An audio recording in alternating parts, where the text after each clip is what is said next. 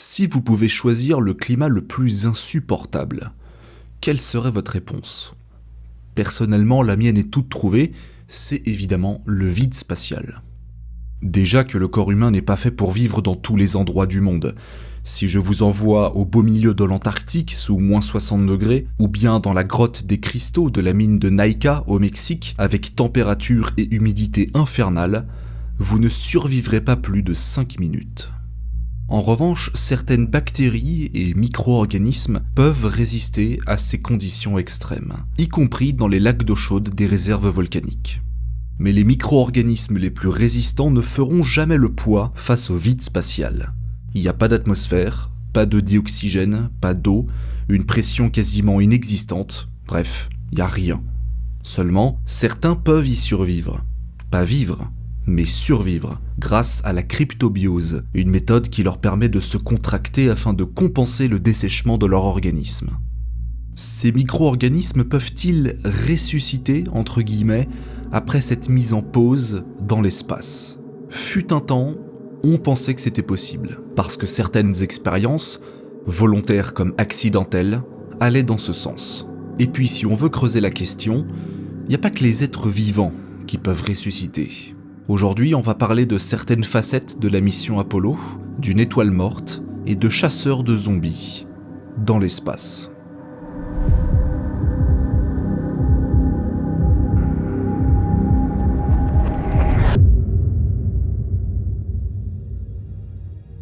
Le 20 avril 1967, la NASA envoie sur la Lune l'atterrisseur Surveyor 3, qui se pose en douceur dans l'océan des tempêtes. Oui, l'océan des tempêtes, c'est une région lunaire.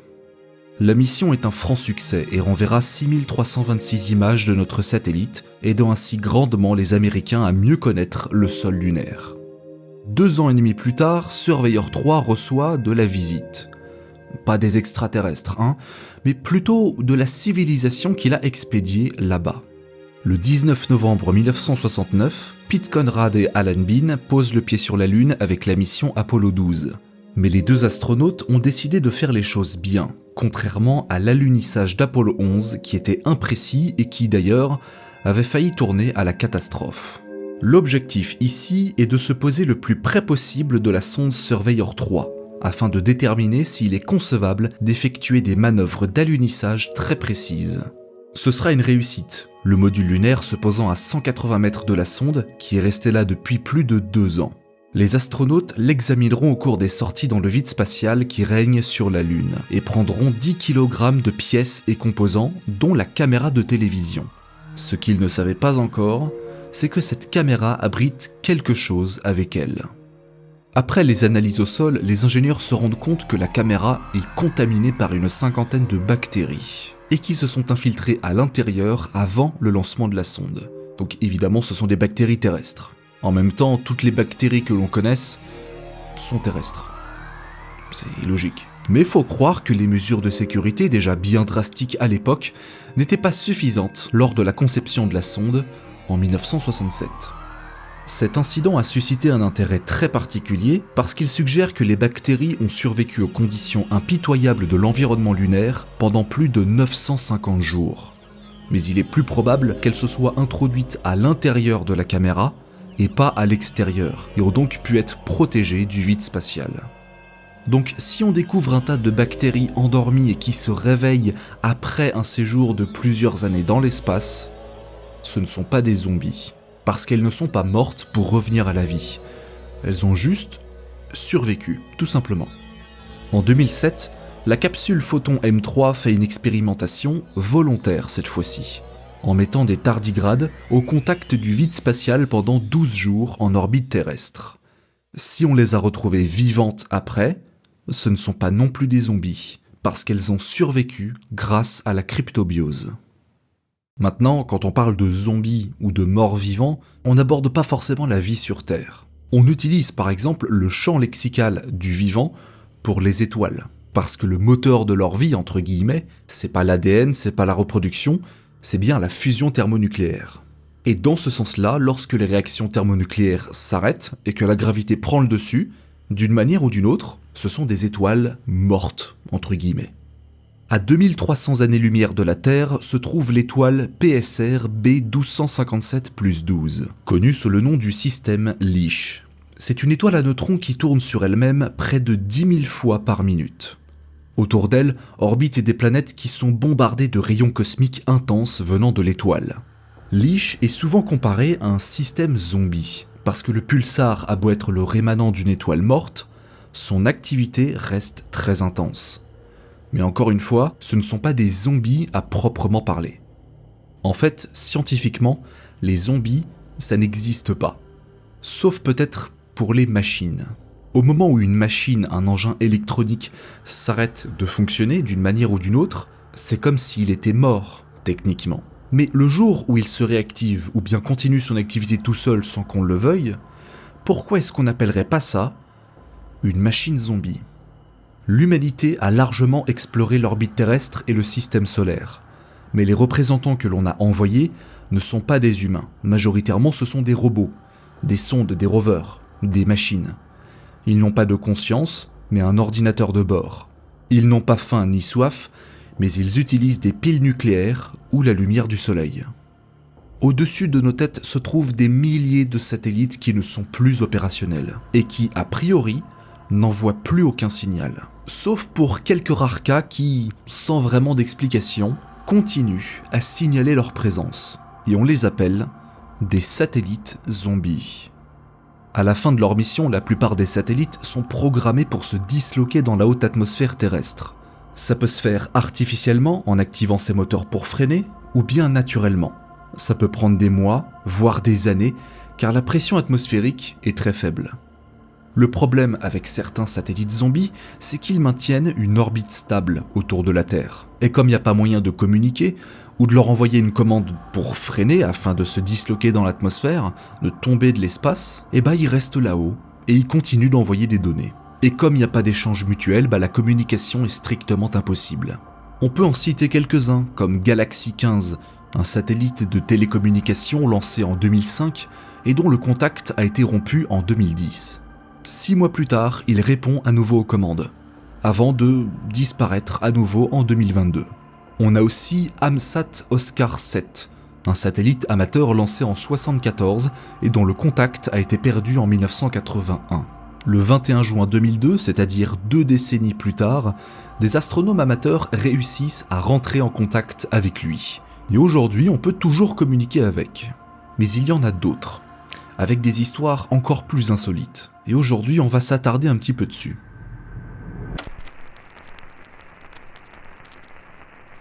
Dans les années 60, l'US Navy lance une constellation de satellites appelée Transit. C'est la première génération de GPS militaire. Transit 5B5, lancé en 1964, se trouve sur une orbite polaire, mais va rapidement devenir incontrôlable. Les relevés télémétriques au sol indiquent que, lorsqu'il est correctement positionné, il arrive à émettre des données à une fréquence très précise de 136,65 MHz. Transit 5B5 n'est plus censé fonctionner, mais il continue d'envoyer des signaux radio, du moins jusque dans les années 2000. Aujourd'hui, nul ne sait si l'armée arrive encore à l'écouter. Ce que l'on sait par contre, c'est que depuis sa perte de contact il y a presque 60 ans, l'échange mutuel, c'est-à-dire la communication, est impossible.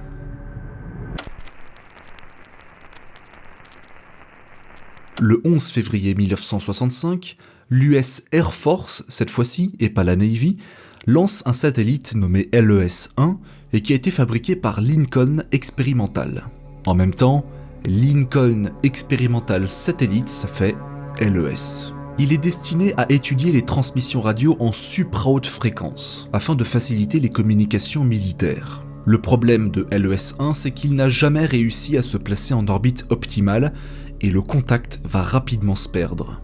Ça veut aussi dire qu'en l'absence de données télémétriques, on ne sait plus où il se trouve. Il est là-haut, en orbite, il tourne autour de notre planète, mais on ne sait pas où précisément.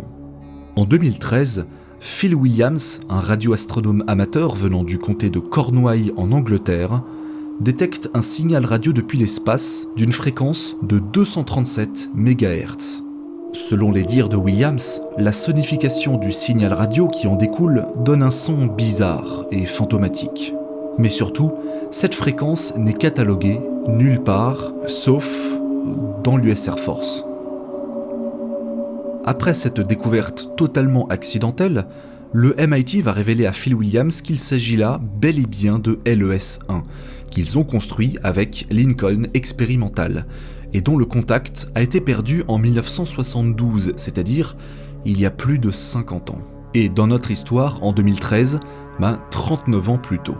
Encore aujourd'hui, et nul ne sait pourquoi, LES-1 a quand même continué à envoyer des signaux radio dans le vide. Pourtant, le MIT avait jugé que ces batteries étaient mises hors service depuis des décennies.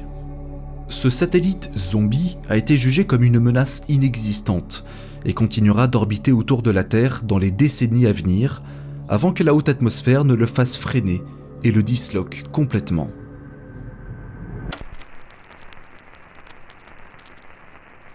Imager to Magnetopause for Aurora Global Exploration.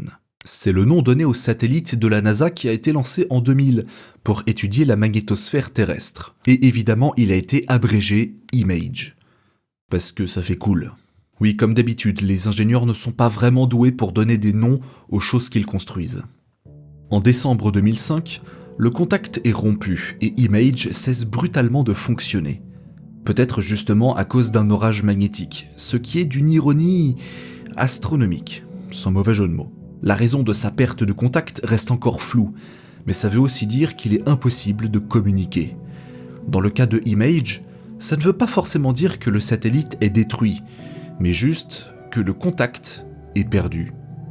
Les problèmes de la NASA seront toutefois résolus grâce à l'aide providentielle de Scott Tilley, qui a le passe-temps le plus classe et en même temps le plus bizarre qui existe.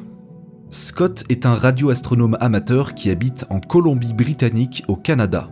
Oui, la Colombie-Britannique, c'est une province au Canada. Me demandez pas pourquoi. Bref, Scott a été inspiré par l'exploit de Phil Williams avec le satellite LES-1 en 2013, dont on a parlé juste avant. Il s'est mis en tête de chercher des satellites censés fonctionner, mais dont le contact a été perdu, afin de les traquer, de les trouver et de les entendre. Oui, le hobby de Scott Tilley, c'est chasseur de satellites zombies. Absolument n'importe quel autre passe-temps est définitivement ringard comparé à celui de Scott. Comme on parle du satellite IMAGE, vous vous dites sans doute qu'il avait pour idée, pour objectif, de traquer celui-ci. Eh bien non, c'était un accident. À la base, il voulait retrouver un satellite espion américain lancé par SpaceX en janvier 2018 et dont la mise en orbite a échoué. En scrutant le ciel à la recherche d'ondes radio avec des fréquences très précises, il ne tombe pas sur le satellite lancé par SpaceX, mais bien sur IMAGE dont le contact a été rompu en 2005, c'est-à-dire presque 13 ans plus tôt. La NASA a sauté sur l'occasion pour tenter de rentrer en contact avec IMAGE le 28 janvier 2018. Aujourd'hui, 6 ans après cet événement totalement insolite, IMAGE est toujours en activité, et il est resté en état zombifié pendant plus de 12 longues années.